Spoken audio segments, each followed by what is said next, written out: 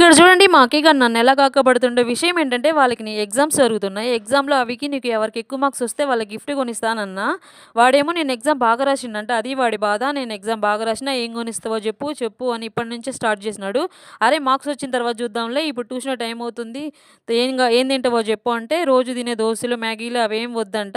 వేరైటీగా ఏమన్నా కావాలంట. అందుకని చెప్పి వాడి కోసమని గోధుమ పిండి ఉతప్పాలేద్దామని స్టార్ట్ చేసిన. ఇవి నేను చేయక చాలా రోజులవుతుంది. ఇంతకుముందయితే ఎప్పుడు చేసేదాన్ని.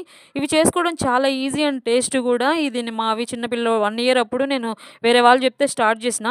ఇంకా ఇవి వచ్చి ఒక బౌల్‌లో 2 గ్లాసులు గోధుమ పిండి తీసుకొని, ఇంకా కొంచెం మామిడి తురుము, కొంచెం క్యారెట్ తురుము, కొంచెం బెల్లం తురుము, టేస్ట్‌కి సరిపడా ఉప్పు, తగినన్ని వాటర్ పోసుకొని బాగా కలుపుకొని ఇంక ఇలా ఊతప్పంలాగా వేసుకోవడమే.